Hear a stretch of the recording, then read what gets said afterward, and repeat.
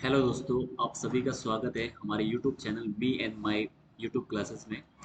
जिस वीडियो के अंतर्गत आज बहुत ही इम्पोर्टेंट एक टॉपिक लेकर आ रहे हैं जिसका नाम है कबीर की काव्य कला अथवा कबीर की काव्यगत प्रवृत्तियाँ अथवा कबीर की काव्यगत विशेषताएं। देखो, ये सेकंड सेमेस्टर में हिंदी साहित्य में बहुत ही इम्पोर्टेंट प्रश्न यहाँ से एक आलोचनात्मक प्रश्न बनता है, बहुत बड़ा प्रश्न, जिसमें कबीर की काव्य कला, कबीर की काव्य कला अथवा कबीर की काव्यगत प्रवृत्तियां, या फिर आपके प्रश्न बन सकता है कबीर की काव्यगत विशेषताएं। कबीर की काव्यगत विशेषताएं, तो इनको हम देखते हैं। सबसे पहले एक एक लाइन से आपको डिस्कस करते हुए चलेंगे। तो सबसे पहले आप देखो लाइन से कि भक्तिकालीन निर्गुण धारा के ज्ञान मार्गियों या संतों में कबीर का स्थान सर्वोच्च है। यानी कबीर ज्ञान मार्ग के जितने भी संत हुए उसमें कबीर का स्थान सबसे महत्वपूर्ण है। और ध्यान रखना, कबीर किस धारा के हैं तो निर्गुण, निर्गुण धारा, और उसमें भी ज्ञान मार्ग की शाखा। ज्ञान मार्ग यानी संत काव्य धारा भी इसका दूसरा नाम है। वैसे भी कबीर संपूर्ण हिंदी साहित्य में अन्यतम स्थान के अधिकारी है। कबीर का जन्म 15वीं सदी में हुआ था। तो अब देखो, ये जन्म 15वीं सदी में, तो 15वीं सदी आया तो एग्जैक्ट कबीर के जन्म की बात करें तो 1398, 1398 में कबीर का जन्म होता है। जनश्रुति ये है कि ये विधवा ब्राह्मणी की कोख से जन्मे थे। अब देखो, विधवा ब्राह्मणी के बारे में भी इनका एक थोड़ी सी कहानी आती है कि मतलब विधवा ब्राह्मणी की कोख से इनका जन्म हुआ है कबीर को। किंतु लोकलाज के भय से ब्राह्मणी ने लहरतारा सरोवर, तो देखो लहरतारा सरोवर के किनारे शिशु कबीर को छोड़ दिया। उधर से गुजर रहे निसंतान जुला दंपति नीरू एवं नीमा ने शिशु कबीर को ले जाकर पालन पोषण किया। यानी ध्यान रखना, आपको नीरू और नीमा ये दो नाम है। नीरू और नीमा ये दोनों इनके पालन पोषणकर्ता के रूप में सामने आ रहे हैं। इनका जन्म स्थल काशी और मृत्यु स्थल मगध माना जाता है। तो काशी उत्तर प्रदेश में इनका जन्म होता है और काशी के अंदर मगर ही है, वहाँ इनकी मृत्यु हो जाती है। कबीर ने विधिवत किसी प्रकार की शिक्षा प्राप्त नहीं की थी, वे अनपढ़ थे। इस संबंध में स्वयं कबीर ने लिखा है, क्या कहा है देखो, कि मसी कागज छुयो नहीं कलम गही नहीं हाथ। यानी इस मसी यानी दवा स्याही, कागज यानी कागज, इसको किसी भी प्रकार से स्पष्ट नहीं किया, फिर भी इन्होंने पता नहीं इतना क्यों लिखा है। सब ये मतलब एक इन्होंने प्रकट भी किया से। कबीर रामानंद के 12 शिष्यों में सबसे प्रमुख है। गोरखपंथी योगियों के संपर्क में आकर कबीर ने योगाभ्यास एवं ज्ञान की प्राप्ति की थी। इन्हीं के सानिध्य के कारण कबीर ने आध्यात्मिकता के आकर्षण में पढ़कर विरक्ति का अनुभव किया। कबीर के अशिक्षित होने के कारण इनके द्वारा कोई रचना नहीं लिखी गई, यानी कबीर ने कोई रचना नहीं लिखी। लेकिन कबीर की वाणी का संकलन, अब देखो ये प्रश्न आगे बनता है आपके कि कबीर की वाणी का संकलन किसने किया था। तो प्रश्न ऑप्शन में राइट होगा धर्मदास ने, जिसका नाम था बीजक, नाम से संकलित किया था इन्होंने। बीजक के 3 भाग है, साखी, शबद और रमेनी, तीनों भाग है। कबीर पेशे से कवि नहीं थे, न ही उनका उद्देश्य कविताओं को रचना था। लेकिन फिर भी जो गहन संवेदात्मक अनुभूति हुई है, उन्हीं को उन्होंने अपनी सहज वाणी में अभिव्यक्त किया है। लेकिन कबीर को समाज सुधारक के रूप में अधिक प्रसिद्धि मिली, इसलिए कबीर संत एवं समाज सुधारक पहले है और कवि या अन्य बाद में। तो पहले ध्यान रखना है कि कबीर को समाज सुधारक पहले कहा जाता है और कवि बाद में कहा जाता है। कविता को उन्होंने अपनी बात कहने का माध्यम माना है। तो कविता तो सिर्फ एक क्या थी, उनको एक मतलब जो भी बात कहनी होती थी उनको मतलब कहने का माध्यम माना है, माध्यम है। उक्त विवेचन विवेचन उपरांत यानी इस उक्त विवेचन के बाद में कबीर के काव्य की विशेषताओं को भाव पक्ष एवं कला पक्ष के रूप में आप आगे दो विश्लेषित करेंगे। दो रूपों में इसको विश्लेषित किया गया है। तो पहला है भाव पक्ष। भाव पक्ष आप देख लीजिए कि कबीर के काव्य का भाव पक्ष और कला पक्ष दोनों ही सुंदर एवं एकदम संतुलित है। यद्यपि काव्य शास्त्र से परिचित न होने के कारण छंदों और अलंकारों का शास्त्रीय पद्धति से निर्बंध नहीं किया गया है, तो भी उनके काव्य का भाव पक्ष तनिक भी शिथिल नहीं हुआ।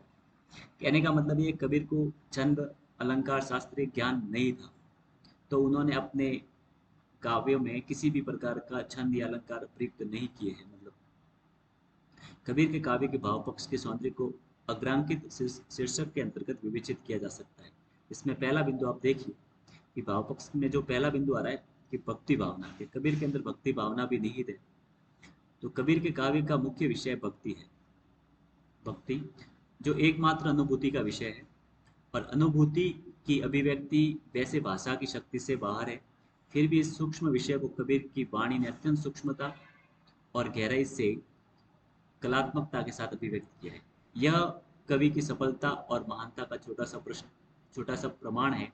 इस विषय में डॉक्टर गोविंद त्रिगुणायत का कथन है कि भक्त प्रवर संत कबीर ने मध्य युग की साधारण जनता को सिद्धों आदि की विविध विभत्स साधनाओं के दलदल से तथा नामों की निरस योगिक क्रियाओं से निकाला, और कबीर को भक्ति की अलौकिक और पावन सरिता में अवगाहन कराने का पूर्ण श्रेय है।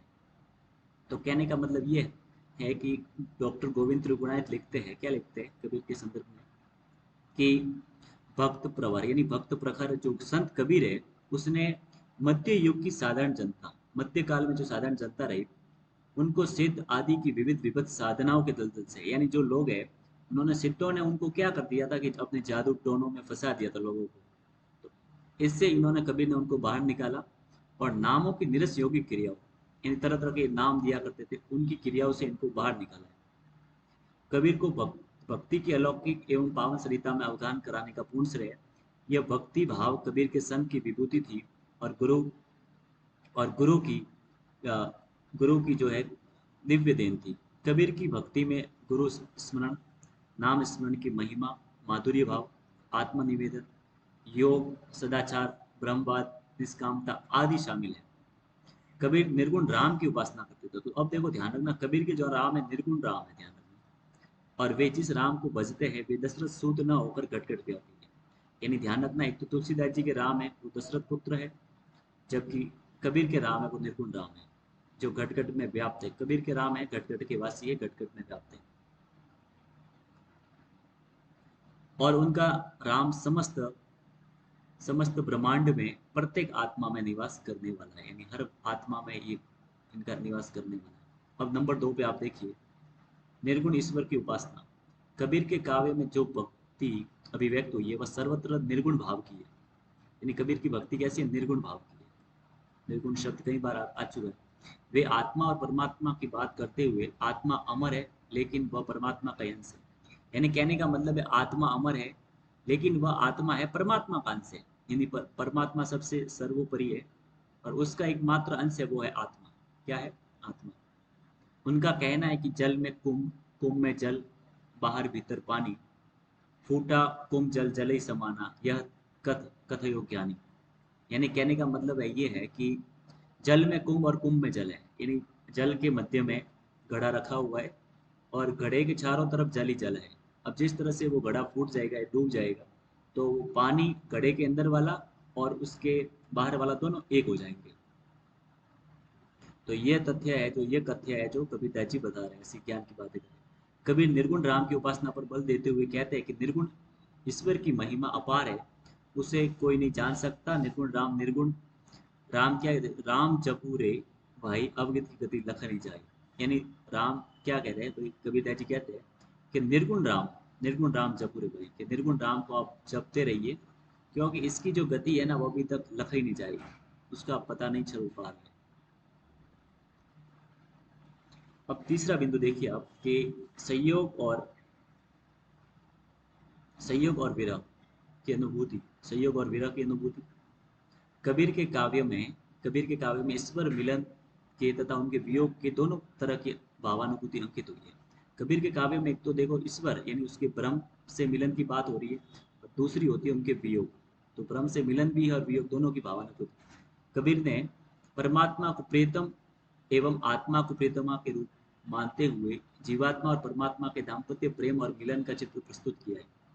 तो कबीर ने परमात्मा को प्रियतम माना है, जो परमात्मा है वो क्या है, प्रियतम है उसके, और जो आत्मा है वो प्रियतम है, स्त्री के रूप में उन्होंने माना है। तो जीवात्मा और परमात्मा के दाम्पत्य प्रेम और मिलन का चित्र प्रस्तुत किया है। बहुत दिनन में प्रियतम पाए बाग बड़े घरी बैठिया है। यानी बहुत दिनों के बाद में जो मैंने प्रीतम को प्राप्त किया है, और मैं बड़े भाग्यशाली हूँ कि घर बैठे हमारे आ गए। मंगलाचार माही मन राखो, राम रसायन रचना चाकू, यानी मंगलाचार। फिर वो कहते हैं अपने मन में कि मंगलाचार रखो। इसी तरह कबीर परमात्मा से मन मंदिर में अनवरत निवास करने का आग्रह करते हुए कहते कि हे राम प्यारे, तुम मुझे बहुत तुम मुझे बड़े दिनों में मिले हो, इसलिए आप जैसे भी रहो मेरे पास रहो, मैं तुम्हें जाने नहीं दूंगा, अब तो ही जान न देहु राम प्यारे, ज्यों भावे त्यों होए हमारे। यानी अब वो कबीरदास जी कहते हैं कि अब तो ही जान न देहु राम प्यारे, अब तुम्हें जाने नहीं दूंगे राम प्यारे, ज्यों भावे त्यों होए हमारे, जैसा आपको अच्छा जिस तरह से लगे वो आप हमारे होते रहो वैसे। इसी प्रकार कबीर के काव्य में विरह की अनुभूति भी अत्यंत मार्मिक है। विरणी आत्मा रूपी सुंदरी प्रियतम प्रियतम परमात्मा से मिलन के लिए तड़पती है। देखो क्या कह रहे हैं इसमें कि दिनन की जोगटी बात तुम्हारी राम, जीव तर से तुझ मिलन को मन ही नहीं विश्राम। यानी बहुत दिनों का इंतजार करते हुए तुम्हारी बाट जोते हुए राम, हे राम तुम्हारी जीव तर से तुझ मिलन को, यानी हमारा जो जीव है तुझसे मिलने के लिए तरस रहा है, मन ना ही विश्राम, और हमारे मन में किसी भी प्रकार का विश्राम नहीं है। अब देखो नंबर 4 पे है कि प्रेम तत्व का निरूपण। प्रेम तत्व का निरूपण कबीर के काव्य में प्रेम तत्व का निरूपण अत्यंत मार्मिकता से किया गया है। कबीर प्रेम को सृष्टि का आधार और ईश्वर से साक्षात्कार का आधार मान रहे हैं। यानी आप ये कह सकते हैं कबीर को प्रेम प्रेम ही सृष्टि का जो आधार है, ईश्वर से साक्षात्कार किया जा सकता है प्रेम के द्वारा। उनका प्रसिद्ध दोहा है कि कबीर जी का मानना है कि यह शरीर प्रेम से प्रकाशित रहता है। देखो इस संदर्भ में प्रेम के विषय में कबीर ने बहुत अच्छी बात कही है कि पोथी पढ़ पढ़ जगमुआ पंडित भयानक कोई, ढाई आखर प्रेम का पढ़े सो पंडित हो। यानी पोथी को पढ़ पढ़ कर, पुस्तक को पढ़ पढ़ कर कई पढ़ विद्वान लोग हैं जो मर गए, लेकिन कोई भी अभी तक पंडित नहीं हो पाया है। जिस तरह से ढाई आखर प्रेम का, अगर प्रेम का जो ढाई आखर है उसको अगर पढ़ ले तो वो पंडित हो जाएगा, ऐसी बात कही कबीर ने।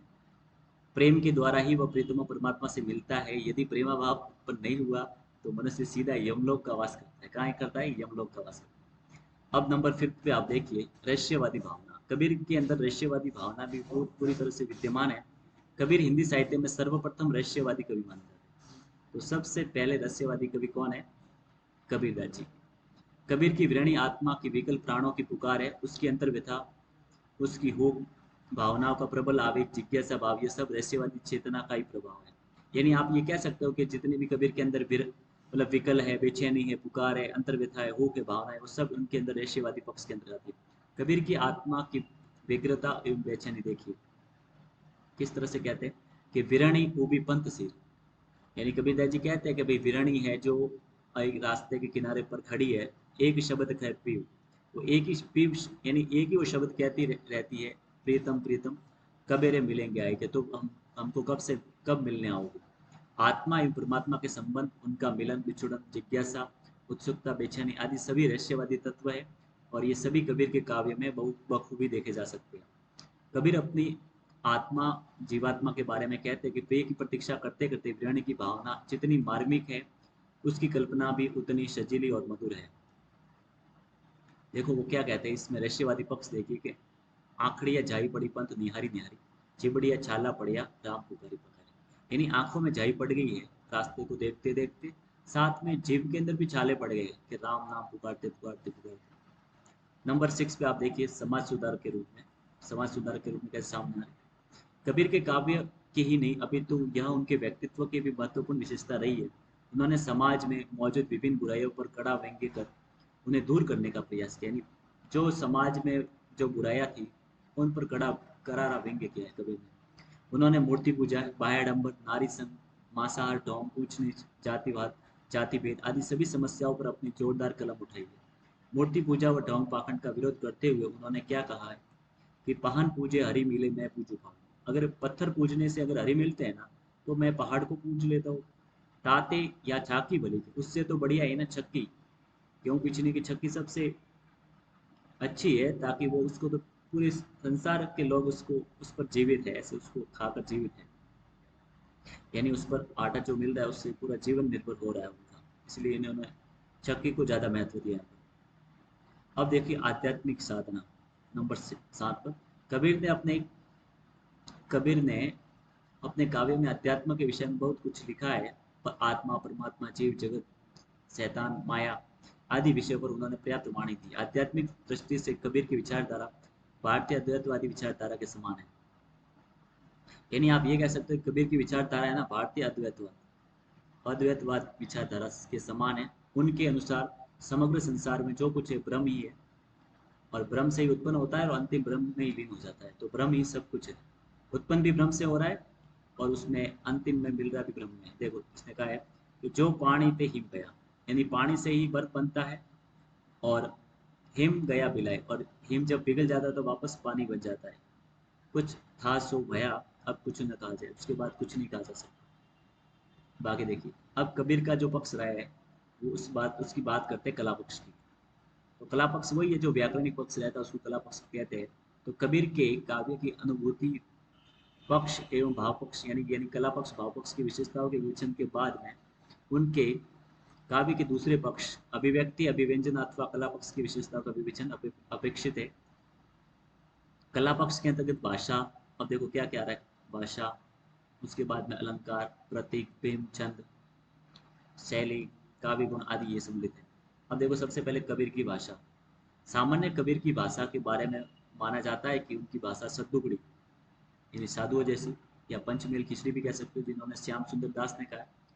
इसका सीधा कारण यह रहा कि कबीर संत थे, समाज सुधारक हेतु फकड़ी अंदाज में, या ये भी कह सकते हैं कि वे एक स्थल से दूसरे स्थल पर, उस दूसरे स्थल पर या एक गांव से दूसरे गांव पर, यानी नगरों में तरह तरह अलग अलग जगह पर जाया करते थे। इसीलिए विभिन्न स्थानों की बोली और भाषाओं का प्रभाव भी उन पर पड़ा। यानी तरह तरह की जो भाषाएं बोली आई कबीर में, वो इसी कारण आई कि वो एक मतलब उनका जो अंदाज था कुमकड़ी अंदाज था, अलग अलग जगहों पर जाते थे। यो ये यह कहे कि कबीर को अपनी बात कहने के लिए स्थानीय भाषा का प्रयोग करना पड़ा, स्थानीय भाषा भी प्रयोग में लेते थे, इसलिए उनकी भाषा विभिन्न बोलियों के मिश्रित या पंचमेल भी कहा जाता है।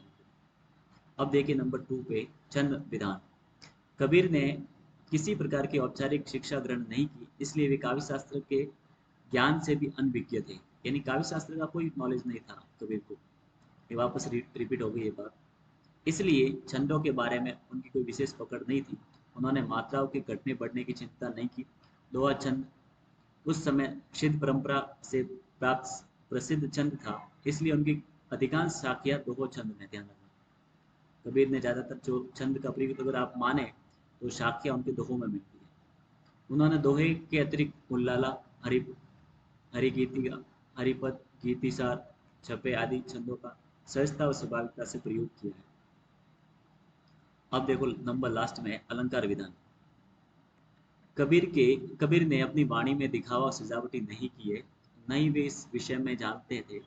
उन्होंने इस बात को जिस अंदाज में या जिस रूप में कहलाना चाहा है, उस रूप में भी जो अलंकार सहजता स्वाभाविक रूप से प्रयुक्त हुई है उन्हें काम में लिया। मुलम्मा चढ़ाने के लिए भी कई अलंकृत नहीं की है। उनके काव्य में शब्दालंकारों में अनुप्रास, वक्रोक्ति, यमक, श्लेष का भी प्रयोग हुआ। वही अर्थालंकारों में उपमा, रूपक, अन्योक्ति, समासोक्ति, विशेषोक्ति, दृष्टांत, विरोधाभास, विभावना आदि अलंकारों का प्रचुर प्रयोग हुआ है। तो कहने का मतलब ये है कि ये जो तरह तरह के अलंकार है वो भले दिख जाए कबीर के काव्य में दिखते हैं, लेकिन उन्होंने उस प्रकार की कोई रचना के माध्यम से अपने कविताओं का निर्माण नहीं किया है। अर्थालंकार का एक उदाहरण पेश है, देखो। इस प्रकार कहा जा सकता है कि कबीर का लक्ष्य कविता करना नहीं था, कविता तो बस उनका माध्यम पर थी। फिर भी उनके काव्य में उच्चतम काव्यत्व के अवस्थित है, के गुण अवस्थित है। कबीर की कविता के आगे आगे अच्छे अच्छे नहीं टिक पाते। जहाँ तक उनके काव्य के कथ्य का विषय है, उनके काव्य में निर्गुण ब्रह्म की भक्ति, प्रेम की महिमा, तो ये देखो इंपॉर्टेंट है, ब्रह्म की भक्ति, प्रेम की महिमा, गुरु का महत्व, राम नाम की महत्ता, आत्मनिवेदन, आध्यात्मिकता, रहस्यवादी पक्ष वगैरह, ये सभी इंपॉर्टेंट बन जाते हैं। प्रियतमा का रूप मानकर प्रियतम रूपी परमात्मा से मिलन की जो उत्सुकता है, समाज सुधार, उपदेश आदि के विषयों में संबंधित कविताएं मिलती है। कलात्मक एवं बाह्य पक्ष की दृष्टि से उनका काव्य श्रेष्ठ है, ध्यान रखना। कलात्मकता एवं बाह्य पक्ष की दृष्टि से उनका काव्य श्रेष्ठ है। सभी काव्योचित भाषिक एवं शैली संबंधित अभिव्यक्ति के उपादानों उनकी कविता में रचे बसे हैं। इस प्रकार कबीर की कविता उच्च श्रेणी की है, जिसमें अनुभूति को अधिक प्रश्रय मिला है और अभिव्यक्ति को तो केवल सहारा मिला। ठीक है, तो आज की वीडियो में इतना ही। धन्यवाद।